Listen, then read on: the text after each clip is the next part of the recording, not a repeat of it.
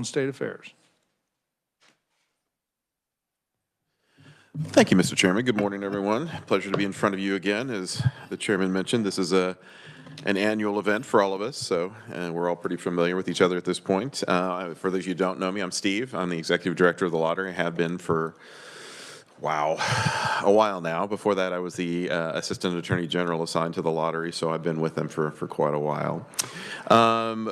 You have testimony in front of you. I will do you the honor of not reading it verbatim, but I will go through and just hit some highlights as we go through the process. Let's start with traditional lottery. Traditional lottery, as you know, scratch tickets and instant games and draw games. We also have casino gaming under our umbrella, and then also sports wagering. We'll talk about all those as we go through the testimony. Starting with traditional lottery, in fiscal year 2024, we earned about $337.8 million, and that was our second highest year total ever compared to the previous year, which was $338.2 million.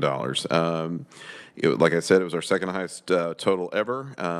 2023 was probably higher because we had, I think, three separate billion-dollar jackpots between Mega Millions and Powerball, and those are really good drivers of sales. People really like when those really high numbers get up there.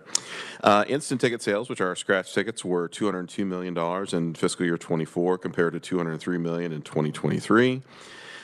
We also have done a lot to try to make sure that our instant game sales are continually steady, if not rising. We added, of course, in 2020, the utilization of self-service vending machines, which continue to grow through our retail locations. People really like those, and so do our retailers. We redid some of the in-counter ticket displays for some of our retailers. We also then changed the way our warehouse and shipping works. We'll talk a little bit about that in a minute. And then we also implemented a thing called SciQ, which is through one of our vendors.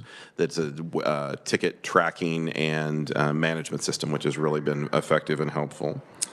Total combined sales for all draw games was $135.7 million in fiscal year 24 compared to $134.5 million in fiscal year 23. Again, you can tell that Powerball and Mega Millions big jumps make a big difference in those games. Let's see here. Moving out to in fiscal year 24, lottery paid out over $202 million in prizes to lottery players, and retailer commissions of almost $20 million. Just as a reminder, we've been around as a lottery since 1988, and as a number, just as overall, the net sales of $7.8 billion since the lottery's been in existence. $4.4 billion have been won by players. $450 million have been paid to lottery retailers, and more than $2.2 billion in transfers to the state. Talking as we did just a minute ago about vending machines, you can see that on the next page we talk about vending machines, a little bit of the history, but to date we have about 370 machines at retailers across the state. In fiscal year 23, lottery video machines, which are our vending machines, increased $36 million in transfers from the previous year, which is about $9 million over the previous year.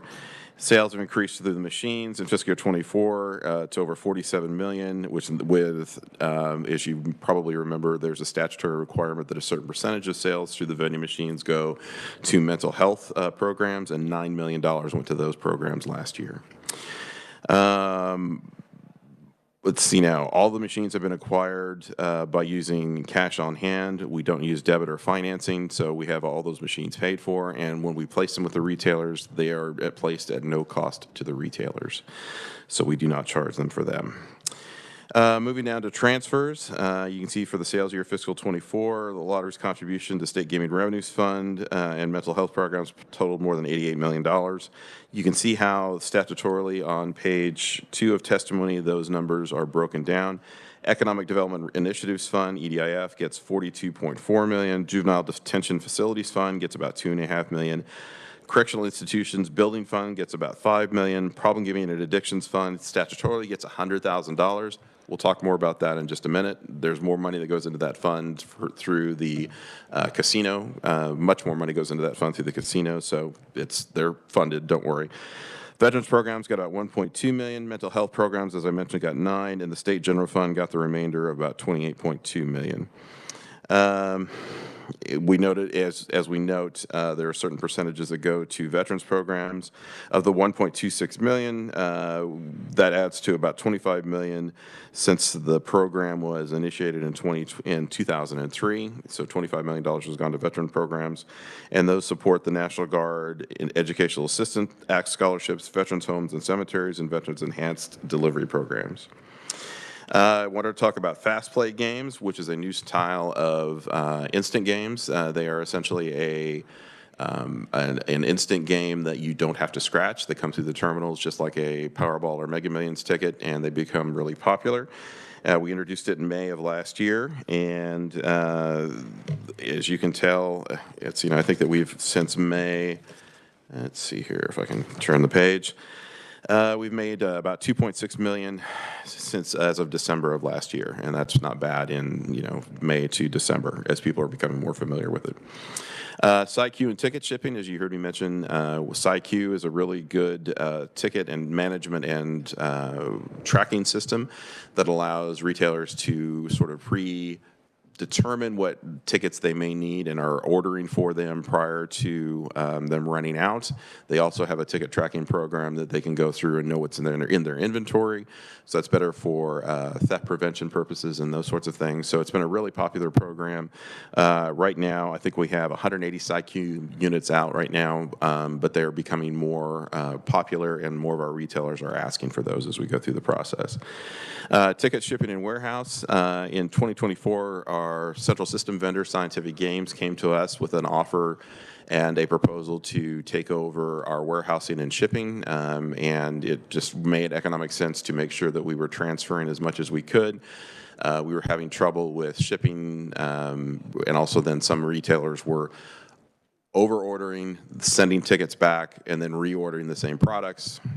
It was costing us money to do that, to send and resend those tickets. So the shipping and warehousing was taken over by Scientific Games, and I think that's one of the reasons why we have been successful in raising our sales in instant tickets. Let's see here. We also are beginning a new training system for our district managers to give more help to our retailers as is necessary. We've also hired, we always get asked about responsible gaming. I'm proud to announce that we've hired a full-time responsible gaming coordinator. Somebody who, because of all the things that fall under the lottery's umbrella, as I mentioned, traditional lottery, sports wagering, and casino gaming, they're going to examine sort of trends in gaming and see what we can do to try to make sure that as much help is given to folks that might need it. And so far, he's doing a terrific job in making sure that we are covering all of our bases and making sure those are good. We continue to, let's see now, I have to talk about additional monies generated. I would have skipped over that. I have to always remind people that we also then take taxes out of winnings, and we took $1.1 million out of state income taxes out of our winners last year. Lottery winners also paid about $288,000 through the Department of Administration's set-off program, which all of our winners have to go through before they can claim a prize. And then also at our casinos, they ended up paying $2.7 million through the set-off program through casino winnings as well. Wanted to highlight our special events, marketing, and partnerships. We have a Play-On program, which is our second chance and loyalty program.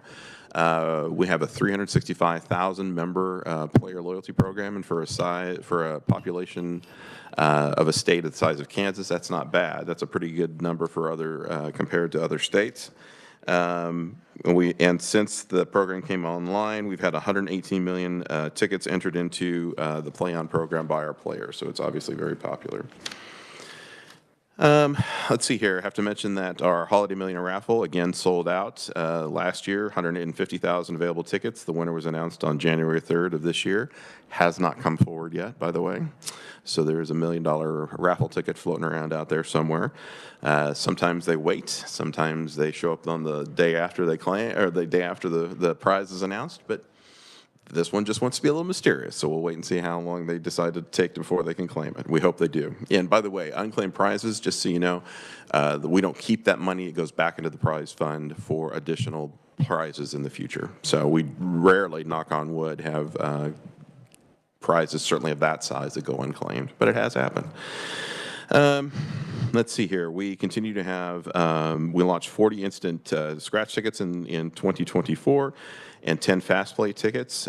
We continue to have great relationships with our in-state universities, KU, K-State, Wichita State. We continue to have great relationships with the Chiefs. Our Chiefs ticket is just about sold out, which is just about perfect timing considering their last game is on Sunday.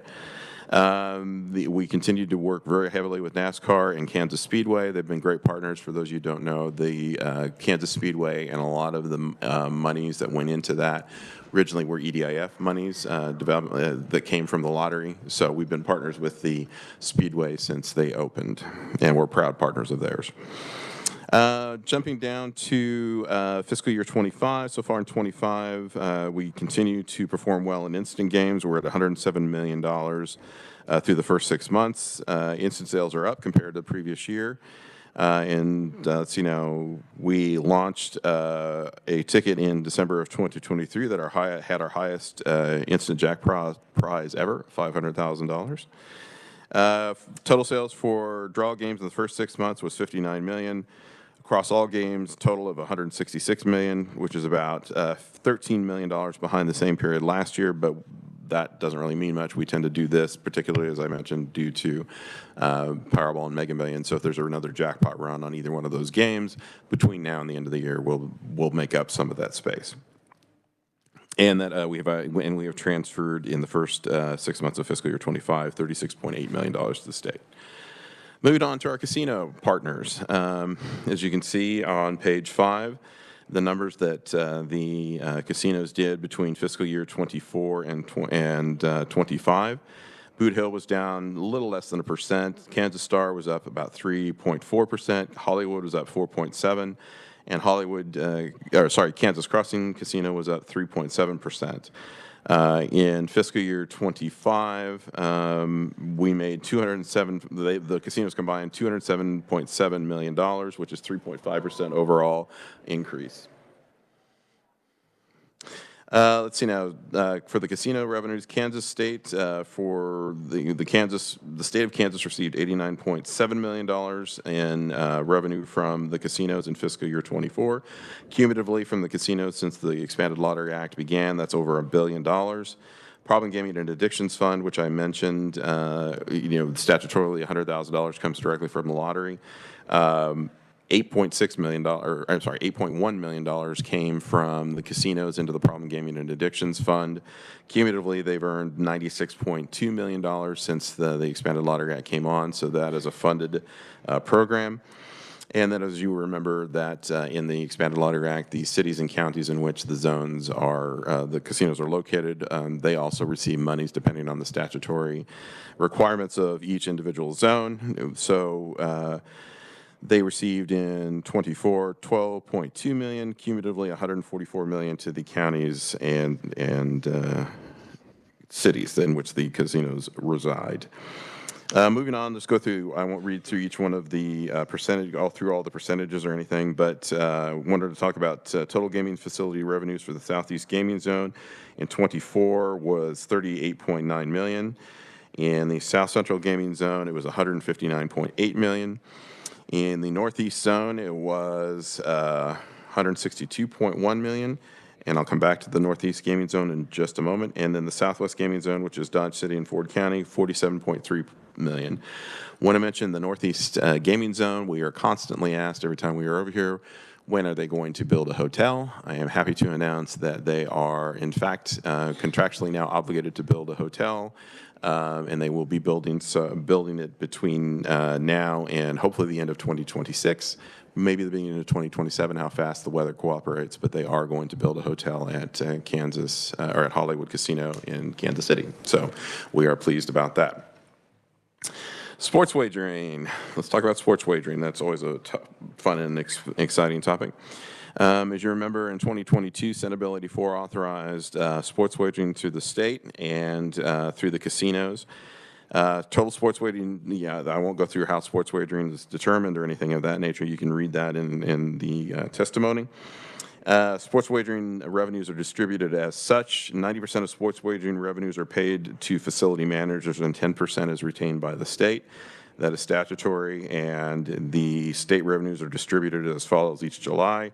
The first $750,000 of each fiscal year is designated to go into a newly created white-collar crime fund. That still happens. 2% goes to the Problem Gaming and Addictions Fund, which is, again, funding that program that we just talked about. 80% goes to the newly created Attracting a Professional Sports Team to Kansas Fund, and 18% goes into the State Gaming Revenues Fund, or the State General Fund. And fiscal year 24 was the first full year of sports wagering. Sports wagering was the state share of fiscal year 24. The state share of revenue was $11.7 million. That meant that $750,000 went to White Collar Crime Unit, $219,000 went to the Problem Gaming and Addictions Fund, $8.7 million went to the Attracting the Professional Sports and to Kansas Fund, and $1.97 went to the State Gaming Revenues Fund. Wanted to talk real briefly about, there is in my testimony comments about some of the reasons why the revenues from sports wagering are not as high as the legislature was led to believe when the bill was passed. There are a couple of reasons for that, but two big reasons is that you have a lot of folks in Kansas that are betting the favorite in a game that is coming up this weekend. And the Chiefs, God love them, were thrilled that they won 2 Super Bowls back-to-back, but for revenue purposes, for sports wagering, that doesn't always work out so well for the House, particularly. So we have not probably made as much money off of sports wagering because of the Chiefs' wins. You can make your decision if you want them to win on Sunday to either add revenues or win the game. That's up to you. And but that's part of it. And then there's also some things that we're working on to try and work with the casinos to make the revenues higher for sports wagering. I think that is the end of my testimony. We always end up with somebody always asks about racetrack gaming facilities. We don't get any sort of questions about those anymore. I haven't gotten any questions about reopening any of the tracks. That's more of a Racing and Gaming Commission issue. But that's what I've got for today. I'm happy to answer any questions that you might have. Thank you, Stephen. Very thorough on that. Committee, any questions? Oh, Senator Clifford. Thank you, Mr. Chairman, and thank you for being here, Mr. Durrell. Curious in the transition from the Mariah Fund to whatever's going on now, it's a little opaque to me. Is it the state that's controlling that charitable revenue, or is it the company? It is the casino is now controlling it. One of the things that Boot Hill, when they wanted to ask for an extension, they made the decision that they didn't want to, use the Mariah Fund anymore. They wanted to do something that they could have in house. Excuse me, just a moment. I can't remember the name of it. The new fund. Hold on, just a second. The new Trails Fund. Thank you very much. Is been put out by Boot Hill, and it lists the number of charitable contributions that they are going to make to each individual county and other different funds, and they are taking it very seriously. We made it very clear that as a part of any sort of contract extension, since they had a charitable component to their original offer, that was going to be required in a second term of their agreement, and they have come through and listed for them the charitable places that those monies are going to go, including monies to each individual county that were a part of the original Mariah Fund. Mr. Chairman. Yeah, and I'm aware of what's going on, but the Mariah Fund board people have stopped calling me. Well, that's good. I get a little pushback that our 10% cut, we got a bad deal. Would you like to comment on that? On sports wagering, you mean? Sure. That's a very interesting question. When the legislature was approached about sports wagering, I think there were so many different parties and arguments being put forward. What the correct one for the state may have been sort of lost in the ether. I think that the legislature did the best it could with the information that it had. If you look at what Missouri just passed, there's very similar language. I mean, obviously the amount of money that comes back to the house, quote unquote, in 90% of money in sports wagering goes back to the player. So the remainder is a very small piece of pie to fight over. There are questions about some of the expenses that the statutory language allowed that might have increased that number. But as to whether or not it was a bad deal for the state, I will leave that to the jurisdiction of the legislature. Follow up, but I'll yield to other members. I don't see any others right now, so go right ahead. And our contract on that is for how much longer? It's that we are about 2.5 years out of 5. We're about halfway through. We have been approached by one casino and sports wagering platform to extend that contract. Halfway through, they want to sort of try to figure out what's going on for the next 5 years, and I understand that they have fiscal plans that are beyond 2 years. But we have made we have not reached any agreements formally at this point to extend any agreements. What we have sent we have told the casinos and the platforms, if you look at the numbers, there are some platforms that have had trouble getting into the black over the last 2.5 years. Some of them have been operating in the red, particularly with revenues to the state.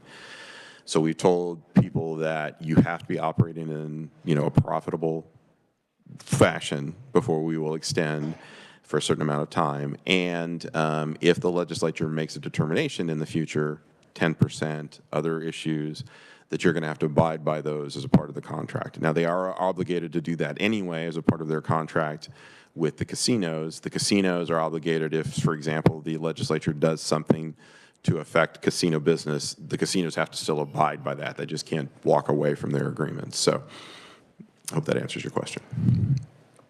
Follow up, Mr. Chairman? Or I think Senator Dietrich has one, then I can have you. Thank you for your work. I have a daughter who lives in Las Vegas, so this is a tough business, and I trust you being at the helm. Thank you very much. Thank you, Senator. Appreciate that. Senator Dietrich. Thank you, Mr. Chair. If you said this, I missed it, and I'm trying to go through your testimony. You talk fast. Good information.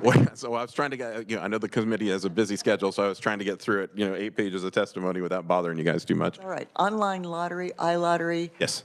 We have that now, yes? It is not operational yet, no. Not operational. So what are you thinking the future might be once it is operational?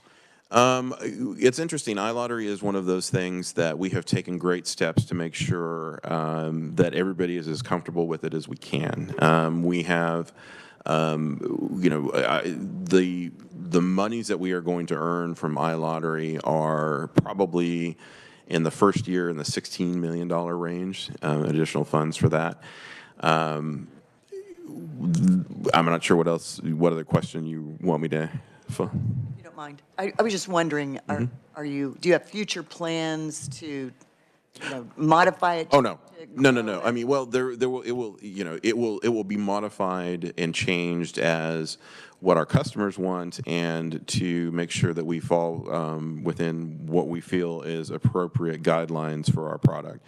We will never offer, while I'm chairman or while I'm executive director, we will not offer any sort of casino-style games. We don't do that. We have casino partners for that. I mean, they can go to the casinos and play. We don't offer online gaming of that nature. We've tried very hard to make sure any sort of iLottery games are essentially Powerball, Mega Millions, and then a translation of what physical tickets we have in the real world that will go onto the online platform. And we don't, unlike some states, we're not going to offer any sort of games that look like they're reel to reel. I mean, so there will be no drop downs that look anything like slot machines. It's just basically a instant game, goes online, scratch, scratch, scratch. And that's our intention. Senator Fasquedo. Thank you, Mr. Chairman. Stephen, thank you. And you were supposed to bring us pull tabs examples. Oh, was I? Did I forget the pull tabs this year? I apologize. I will try to remember Mr. that. Chairman, the other day I bought a $2 scratch-it ticket, and I won $20. Oh, good. Yeah. We're pleased by that. So it's real. Yeah, we do give away money. The one of the issues that people kind of forget about Kansas is players who claim money can remain anonymous. So when you don't hear about winners, it's because they're deciding to remain anonymous, and that's fine. I mean, so we'll release a press release saying somebody claimed it. We can't tell you who, which is fine. I'm of two minds about it. I mean, I think that I certainly understand people's desire to remain anonymous in those situations, but I also think that it's important for people to know, that people are winning, and that who's winning, really. And so in those situations, sometimes if So, Stephen, so my question though, so, can you tell, do you keep track of the winners, whether they are a quick pick Powerball or they let the machine select for them? And my other question, Mr. Chairman, is how much money did you say was going to the Department of Corrections? The statistical norm is that most people play quick picks. They let the machine pick for both Powerball and Mega Millions in most draw games. I can't give you the exact number, but it used to be, 3/4 of people would just go in, and some people have those, placards that they fill out and they want their specific numbers, but most people go through the quick pick process. I will find out exactly how much we give to Department of Corrections because there are different things that we give. I thought you mentioned some. Well, we give, if you look at the juvenile detention, juvenile detention facilities fund, 2.5, correctional institutions building fund, about 5 million. So, I mean, if you wanted something. Building fund, because I serve on the corrections committee, and they've asked for additional funding to build a new building out at the Hutchinson Correctional Facility. Sure. So I just wanted to know, you said that money goes to their building fund? Yes, ma'am. Oh, that's like the church fund. Yeah, exactly. There's a lot of, yes, ma'am. There are funds that once the lottery earns it and it goes out of our coffers, where it goes and what it gets done with it, we don't really have a lot to say. So, Chairman, if I may, just one last question. So you said, so those that win, though, that money, when you take the taxes, so then where does that money go? Those taxes, what pot does it go into? it goes to the Department of Revenue into an income tax fund. So you can ask them where it goes specifically. Senator Tyson. Thank you, Mr. Chairman. Thank you for your presentation. So what are you doing to help alleviate or eliminate fake or false machines that are games of chance and they're acting as games of skill? I know there's actually a big area of this in the state. What are you doing to combat that? Well, that could be a long discussion. How much history do you want, Senator? If you'll remember, what we're talking about in that situation are called gray machines. And gray machines are called gray machines because they are in the ether out there about whether or not they are skill games or whether or not they are games of chance. Games of chance are illegal in the state unless they are owned and operated by the state. But our Constitution says that all gaming must be owned by the state of Kansas. Originally, in the Expanded Lottery Act, 15 plus years ago, there was language in that bill that outlined what exactly a gray machine was. And some of the manufacturers of those gray machines filed suit, said that the law was overbroad, and the Kansas Supreme Court agreed with them. And some of the language in there could be, they basically said that anything in there could have been determined to be, a cell phone, a laptop, not the machines that you're thinking of in bars, restaurants, vending, places, that sort of thing. Cut to 2022, that white-collar crime fund that we talked about, the original designation of that white-collar crime fund was for essentially jurisdiction over gray machines. It gave original jurisdiction to the Attorney General's office for combating those machines. And those machines are difficult to control, I want to add, because you think of it as, you have to test each individual machine, because sometimes the manufacturers will say, no, they're skill-based, and you have to make a determination, no, it's much more chance-based, but you have to do that with each individual machine. So it's not like it's a blanket. We can say that machine is, all of this row of machines are illegal. You have to test each individual machine. We are not an enforcement agency. We are not a law enforcement agency. We do not go out and seize machines or destroy them. That's up to the local law enforcement or other state agencies to do that. We applaud efforts to control gray machines that are illegal, and I have seen the thing that bothers me the most about those machines is I've seen pictures of children sitting in gas stations or whatever playing them, and they're uncontrolled and unregulated. So I know that there are certainly the manufacturers of those machines have a great number of lobbyists here in the State House that want to talk about the legality of those machines. There was a case that was recently in front of our Supreme Court that the Supreme Court said that didn't appear to be any sort of state action by the Attorney General of the Racing and Gaming Commission to go out and try to seize those machines because the definition of what was legal and what was illegal is a question.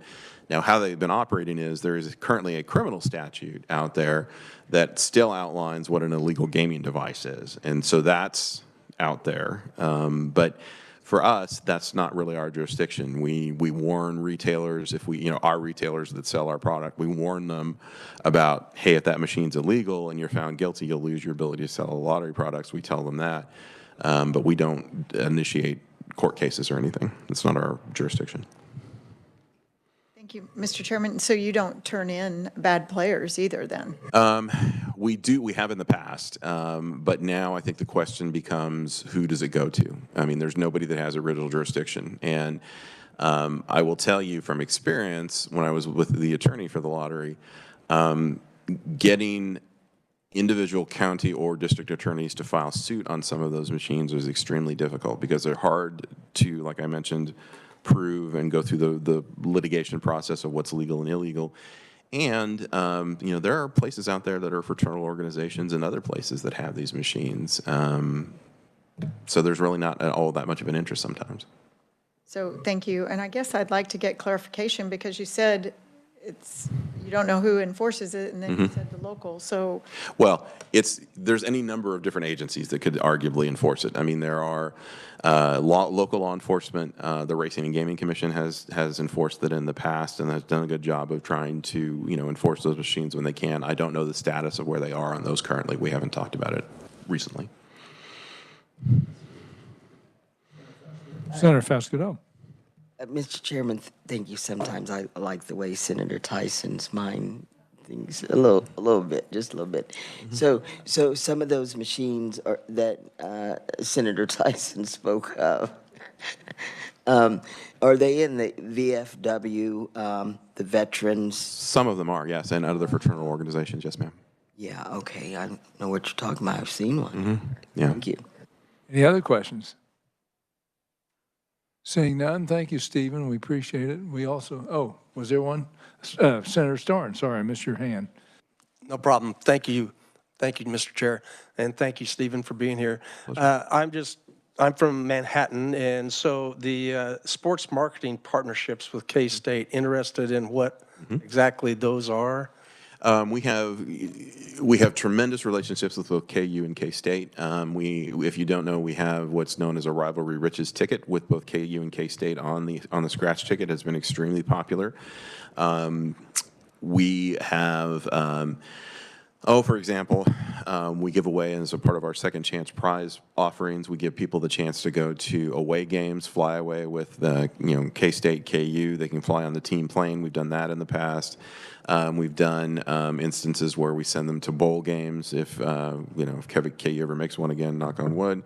K-State goes, we sent them to Big 12 Championship Series. We sent them to, for basketball, K-State played in the Bahamas. We sent players to that. We sent KU players to Maui to watch the games there. We don't have a suite full-time at K-State just because we can't get one. But that's been an extremely popular thing for our players. We like to give our players the opportunity to do things that they wouldn't ordinarily get to do, even if they have a bunch of money that they wouldn't ordinarily get to do. We do have a suite at KU regularly because that was a fairly easy one to get, and we have a good relationship with them. And we also, but we have the chance. We've gotten people down on the field during games. And I have to tell you that it's really a rewarding thing to do. It's fun to watch players and people that get to do something that they wouldn't ordinarily get to do. I remember that we had a gentleman on the sideline, for a KU game. Not this year, but last year, because obviously they didn't have any home games this year. But last year, and KU scored a touchdown, literally, right in front of us, and he had these big tears in his eyes. He's like, "I'm never going to forget this. Thank you so much. I'm going to tell my grandchildren about this." And that's the kind of fun thing that we like to do, and it's been great for our players. So that's the kind of stuff that we do, and. I love both of our universities, and I was very happy that we were able to finally get some marketing money to those schools. Senator Gossage. Thank you. I kind of go along with what was said by Senator Diedrich. I'm trying to read testimony and catch up with what you said, and I believe it was Senator Clifford that was talking about the online wagers, and that it's brought in over $1 billion. Sports wagering. I'm sorry. Sports wagering. Sports wagering, yes. Sorry. Okay. It says online wagers as the Yes. heading. And then the state received $7 million. Yes, ma'am. I seem to recall we were supposed to get 7%. Am I mistaken about that? We got $6 million the first year because it was a partial year, and we got $11.7 million last year from sports wagering. That's what the state received. Okay, but why am I recalling the 7%? I don't know. I'm going to look back at. No. That was an estimate. Thank you. That's our. So we're Yeah, pretty that's- far from the estimate. 7% would be 90 million, and we got 7. We're pretty far from the estimate. Yeah. 90 million was the handle, right? That's what comes back. Sorry, no. Of the $1 billion you're talking about, that was wagered. And I mentioned 90% of that goes back to players, so we're talking about 10%. So the 90 million, 100 million of that is what stuck around. So we got anywhere from 6 to 10% of that. So when it says revenues, Yes. so it means this is how much was brought in. Some of it goes back to the people who bet and won. 90% of it does. Understanding. Yeah, and the rest goes to the platforms that do the wagering and the casinos that. So then, partnered with. when it says revenues, that's 70,000. So then it says the state share, and that's 10% of the 70,000. I mean, just looking at the percentage. I'm not following your math, but let me talk to you Oh, afterwards. Well, it's just 70. Okay. 70,000. Well, I'll let our Sorry, excuse me. Okay. 70 million. There we go. Okay. 939,000 was the revenue, and then it says state share, which is 10% of that, at 7 million. Yes, ma'am. Okay, so is that how it's going to be going forward? Well, as I mentioned, if the Chiefs keep winning Super Bowls, it's going to be a little bit of an issue because that really has knocked us down a little bit the last 2 years, and then there's a carryover for those losses. I guess my question is, forgive me, is Sure. that 10% of revenue? Yes, ma'am. So if revenue goes down, the 10% of the state Yes, ma'am. goes down is your point. Yes, ma'am. Thank you so much. Thank you, Mr. Chair. Any other questions? Senator Clifford. So thank you, Mr. Chairman. Just wondering what the line is on the Chiefs. Thank you, Mr. Chairman. I honestly haven't looked this morning. I'm going to look back and see. We haven't looked this morning. We don't wager, so we just sort of we assume that it's that's up to the platforms. So Thank you, Senator Thank you, Foskett. Mr. Chairman. Oh, you're welcome. Thank Senator you. Foskett. Thank you, Mr. Chairman. So, sports wagering, does any of when the bets are made, we discussed it going to some of the team players, do they get what percentage? no, ma'am. Right now there College is student? no that's a college NIL fund. And we don't do that. We have relationships with the athletic departments at the universities. They control their NIL funds. If they take some of the money that we give them as a marketing fund and give it to the players as a part of that, then that's true. If for sports wagering, the collegiate athletes don't get anything of sports wagering. If you remember, though, there is a very heavily funded Bring a professional sports team to Kansas fund that most of the revenues from sports wagering goes into. And NIL, name, image, likeness. Yes, name, image, likeness. Sorry, yes. So many acronyms, so little time. Yeah, yeah. Okay. Trust me, to keep all of them straight is a bit of a challenge. But yes, that's for the universities, and yeah, it's an interesting new world for them. Very good. We do have, by the way, Drew Adkins online on WebEx if there are any questions regarding the addiction and the lottery. I believe, is that correct, Messiah? Is he on there? Committee, are there any questions about the problem gambling, addictions, the money going there? Senator Clifford? Thank you again, Chairman. Yeah, I'm sure there are privacy concerns, but is there any way to monitor and turn over frequent flyers? You know, it's interesting. I'm not going to speak for the Problem Gaming and Addictions Fund because that's obviously run by another state agency, but you know, it's interesting when you try to monitor what we consider to be problem gaming because it's different for each person, right? If you consider there are 10 levels of problem gaming, from 1 being, you know, you occasionally bet more than you should, to 10, there's a really serious problem.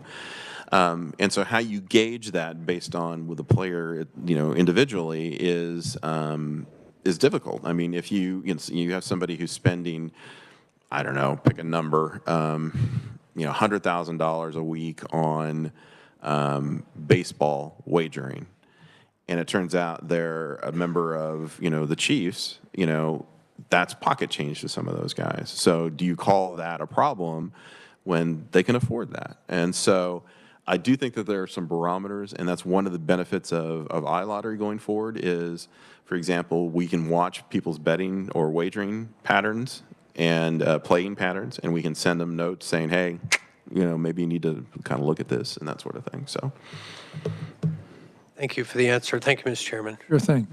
Senator Fasquedo.